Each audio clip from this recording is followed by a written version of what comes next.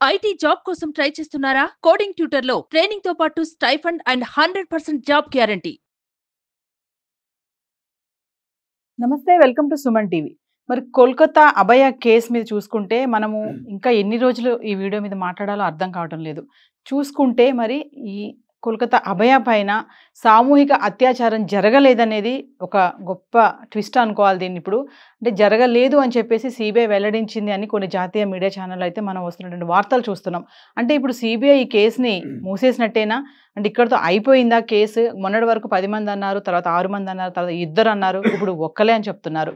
మరి ఏంటి అసలు ఏం జరుగుతుంది దీని వెనకాల? మరి మనతో పాటు దీని గురించి మాట్లాడడానికి ఉన్నారు senior IPS officer and investigation officer Reddanna గారు. సార్తో మాట్లాడదాం. నమస్తే సార్. నమస్కారం అమ్మ. సార్, ఇప్పుడు ఇది ఒక కొత్త ట్విస్ట్ సార్. మరి ఒకలే చేశారు, సామూహిక అత్యాచారం జరగలేదు అని అంటున్నారు. అంటే కేసు క్లోజ్ చేసేసినట్టేనా?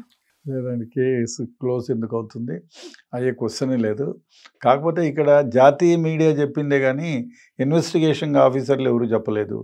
పోనీ కోర్టులో ఇన్వెస్టిగేషన్ ఆఫీసర్లు ఎవరైనా మెమో ఫైల్ చేసి only 1 accused is according to investigation chargesheet వేసినారా? లేదు. ఇవన్నీ అదుగో పులి అంటే ఇదిగో తోక అన్న ప్రమాణమే తప్ప జాతీయ మీడియాకు ఇంకో విషయం, ఇన్వెస్టిగేషన్ అథారిటీసు ఒక్కొక్కసారి లీకులు కూడా వదిలించవచ్చు. ఎందుకంటే మిగతా 2-3 ముద్దాయిలు ఉన్నారనుకోండి, వాళ్ళు అలర్ట్ అయిపోయి మిగతా ఎవిడెన్స్ని వానిష్ చేస్తారనో, లేదు భారతదేశం నుంచి తప్పించుకుపోతారనో, లేదా అలర్ట్ అయిపోయి విట్నెసెస్ ఎవరైతే డైరెక్ట్ విట్నెస్ ఉన్నారో వాళ్ళని గెయిన్ ఓవర్ చేస్తారనో ఎందుకు అనుకోకూడదు? కాబట్టి ఇది అంత ఈజీ కాదు. ఎవరో ఛానల్ వాళ్ళు చెప్తున్నంత మాత్రాన అది నిజం కాదు. అదే ఇన్వెస్టిగేషన్ ఏజెన్సీ సిబిఐ ఏదైతే ఉందో ఆ వాళ్ళు కానీ కోర్టు కానీ లేదు అఫిషియల్గా ఛార్జ్షీట్ వేస్తే అప్పుడు ఒక్కడే ముద్దాయని చెప్పొచ్చు. అంతవరకు ఇవన్నీ ఊహాగానాలే. లేదు కావాలని ఇంకో ముద్దాయి ఉంటే వాళ్ళ ఆచూకీని కనిపెట్టడానికో, లేకపోతే వాళ్ళని ఇంకా ఎవిడెన్సెస్ కలెక్ట్ చేసి పకడ్బందీగా వాళ్ళని అరెస్ట్ చేయడానికో ఇది ఒక వ్యూహం అని ఎందుకు అనుకోలేము? కాబట్టి ఇప్పట్లో it is very early to predict. National channels కానివ్వండి, లోకల్ ఛానల్స్ కానివ్వండి, it is very earlier to predict. ఎందుకంటే ఇన్వెస్టిగేషన్ ఇంకా స్టేజ్లోనే ఉంది. So investigation officer only preliminary chargesheet. ఇప్పుడు మామూలుగా ఒక కేసులో ఎన్ని ఛార్జ్షీట్లు అయినా వేయచ్చు. మీరు జడ్జిమెంట్ రేపనంగా కూడా ఇవాళ వేయచ్చు. ఎందుకంటే ఏదైనా ఒక నిజం బయటపడవచ్చు కదా ఉద్దేశంతో జ్యుడిషియరీలో వెలుసుబాటు ఇచ్చారు. కాబట్టి ఇది మనం ఛార్జ్షీట్ వేసినా కూడా ఫర్దర్గా ఫుల్గా దీంట్లో ఎవిడెన్సెస్ అన్నీ కలెక్ట్ చేసి ఇంతే అని చెప్తే తప్ప ఇవన్నీ ఊహాగానాలే. లేకపోతే మనం ఊరికే ఇలా మాట్లాడుకోవడానికి తప్ప మరి ఎందుకు పనికిరాదు. మనం చూడాలి వాళ్ళు ఇన్వెస్టిగేషన్ ఏమేం చేశారు, ఎవరెవరిని ఎగ్జామిన్ చేశారు. వాళ్ళు సిబిఐ వాళ్ళు directly monitor by Supreme Court of India. కాబట్టి సుప్రీంకోర్టు అన్నా రివీల్ చేయాలి, లేదు సిబిఐ అన్నా రివీల్ చేయాలి.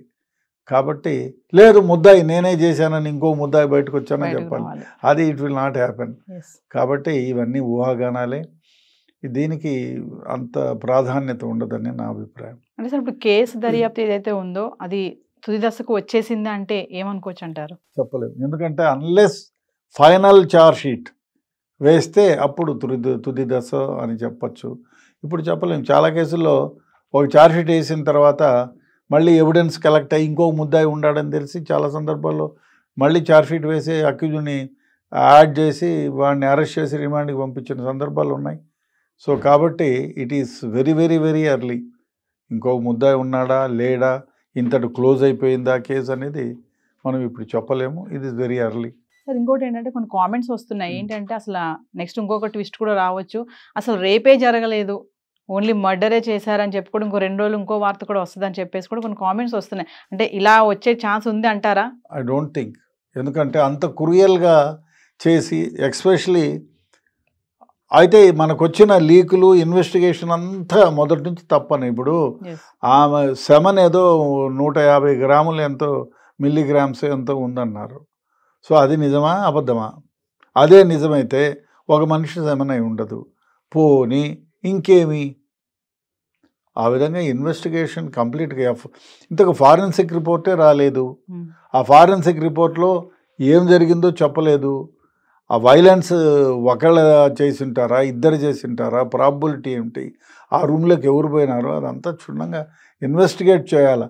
అంతేగాని మరి ఆ రోజు సెమన్కు కలెక్ట్ చేసినారు కదా, దానికి వ్యాలిడిటీ లేదా, అదంతా అబద్ధమా? సో మనం ఇప్పుడు ఏం మాట్లాడలేం.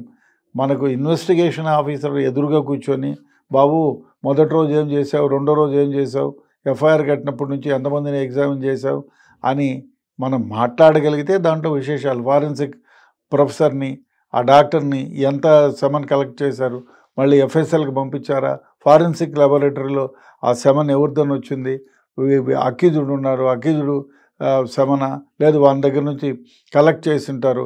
అదే కాకుండా వాడిని ఎగ్జామిన్ చేసినారు, వాడు ఏం క్వశ్చన్లు వేసినాడు, వాడు ఏం ఆన్సర్ చెప్పినాడు అది కూడా తెలియటంలా.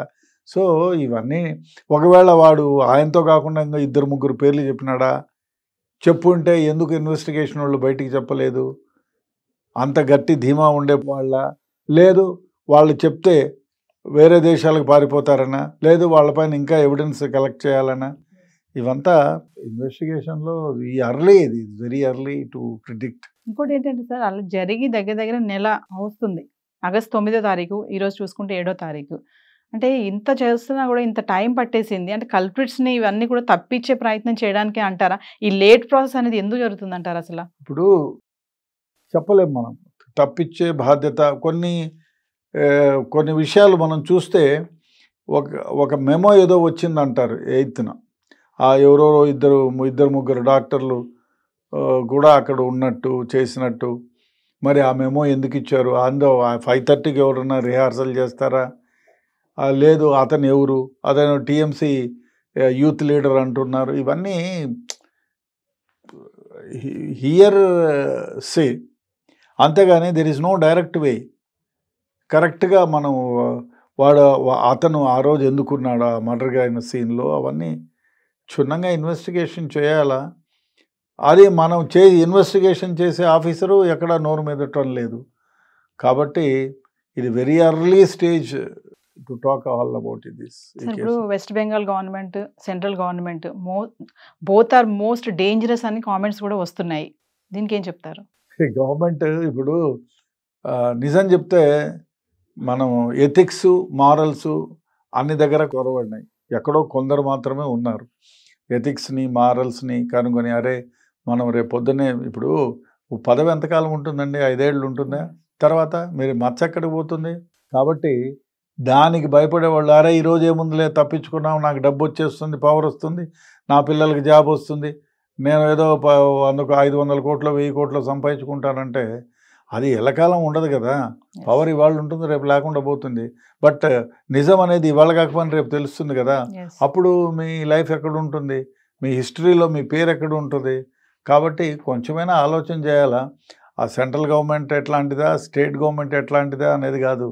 దాంట్లో గవర్నమెంట్లో ఉండేటువంటి నడిపేటువంటి వ్యక్తి చెడ్డవాడైతే, ఇప్పుడు రౌతు సరైన తోలలేని వాడైతే గుర్రం అక్కడే కూర్చుంటుంది. కాబట్టి రౌతును బట్టి గుర్రం. మనం ఒకటి అనుకోవాలి, ఇక్కడ ప్రభుత్వాలను నిందించేది ఎందుకు? పబ్లిక్ కూడా అరే రేపు పొద్దున్నే వీడు ఈ విధంగా అన్యాయాలు చేస్తున్నా అంటే దించేస్తారు, సెంట్రల్ గవర్నమెంట్ కానీ స్టేట్ గవర్నమెంట్ కానీ. కాబట్టి ప్రజలు గమనిస్తూ ఉంటారు. ఎంతో కాలం సాగు, ఒకసారి అబద్ధం చెప్తావు, 2 సార్లు చెప్తావు, 3 సార్లు చెప్తావు, 4వసారి వెదవలే అంటారు, పక్కకు పడేస్తారు. అప్పుడు మొత్తం గవర్నమెంటే వ్యానిష్ అయిపోతుంది కదా. ఐ డోంట్ థింక్ దట్ వాళ్ళు ఇంత ఒక వ్యక్తి కోసం తమ పార్టీనో తన రాజకీయ మొత్తం జీవితాన్నే నాశనం చేసుకుంటారని నేను అనుకోను. మనం ప్రీవియస్ ఒక వీడియోలో అనుకున్నాం, మనం సుప్రీంకోర్టు ఈ కేసుని సుమోటోగా తీసుకుంది, సిబిఐ చేతికి ఇప్పుడు కేసు వచ్చింది. మరి సిబిఐ చేతికి కనుక ఇలాంటి కేసెస్ వస్తే తొందరగా ఇంకా అవ్వవు సాల్వ్, ఇంకా అంటే గోవిందా అన్నట్టుగా ఉంటుంది అన్నట్టు అనుకున్నాం. మరి ఈరోజు ఈ న్యూస్ చూస్తే ఇలా ఉంది. ఓవరాల్గా మీరు ఏం చెప్తారు? సిబిఐ కేసెస్ చాలా వరకు కూడా ఇన్వెస్టిగేషన్లో బ్రహ్మాండంగా చేస్తారు. ఎందుకంటే వాళ్ళకి ఇప్పుడు లోకల్ పోలీసులు కొంతవరకు ఇన్వెస్టిగేషన్లో జాప్యం జరగడానికి వీలవుతుంది. అదే కాకుండా వాళ్ళకి ఒక కేసు ఇస్తే if it is a serious case దానిపైన ఫోకస్ ఎక్కువ ఉంటుంది. ఐ డోంట్ థింక్ సిబిఐ కానీ సిబిఐ చేతికిస్తే ప్రొలాంగ్ అవుతుందండి, అది తప్పు. ఎందుకంటే నేను సిఐడిలో కూడా చాలా కాలం 9 ఏళ్ళ దాకా పనిచేశాను. చాలామంది అనుకుంటారు సిబిసిఐడికి ఇస్తే కేసు గోయిందా అని. దాని తలనొప్పి ఏమిటంటే అక్కడ టూ మెనీ హర్డల్స్ ఉంటాయి. ఇన్వెస్టిగేషన్లో ప్రతి ల్యాబ్స్ని ఎత్తి చూపుతారు, అది కరెక్ట్ చేయడానికి టైం పడుతుంది. సిబిఐలో కూడా అంతే, క్షుణ్ణంగా ఇన్వెస్టిగేషన్ చేస్తారు. క్షుణ్ణంగా ఇన్వెస్టిగేషన్ చేసినప్పుడు డిలే ప్రాసెస్ అవుతుంది. కట్టా కొట్టా తెచ్చా అని 3 ముక్కల్లో పెట్టేసి ఛార్జ్షీట్ వేస్తే రేపు పొద్దున్న జడ్జి కొట్టేస్తే కోర్టులో అప్రతిష్ట కదా డిపార్ట్మెంట్కి. అందుకని వాళ్ళు నిదానమైన విట్నెసెస్ ఎవిడెన్సెస్ అంతా కలెక్ట్ చేసి పకడ్బందీగా ఎఫ్ఐఆర్ కట్టి పకడ్బందీగా ఛార్జ్షీట్ వేస్తారు. అంతేగాని ఏదో అర్జెంటుగా ఉంది 4 పెట్టేసి కేసు క్లోజ్ చేద్దామని ఉండదు. ఎందుకంటే దేశ ప్రతిష్టకు సంబంధించిన ఇన్వెస్టిగేషన్ ఏజెన్సీ FBI లాగా సిబిఐ కాబట్టి దేశ ప్రతిష్టకు సంబంధించిన వ్యవహారం కాబట్టి అంత ఈజీగా జరుగుతుందని నేను అనుకోను. చూద్దాం సార్, మరి ఈ కేసు ఇంకెన్ని మలుపులు తిరుగుతుందో మనం రేపు ఇంకేక ఏమి న్యూస్ వస్తుందో, ట్విస్ట్ వస్తుందో అనేది ఎదురు చూడాల్సిన సమయం అయితే ఉంది. దీనికి జస్టిస్ అనేది ఇంకా లేట్ అవుతూనే ఉంది. పేరెంట్స్ అయితే అక్కడ ఫైట్ చేస్తున్నారు, మరి జుడో డాక్టర్స్ కానీ ర్యాలీలు అయితే జరుగుతూనే ఉన్నాయి వెస్ట్ బెంగాల్లో. చూద్దాం మరి జస్టిస్ అనేది ఎలా ఉంటుందని. Thank you sir.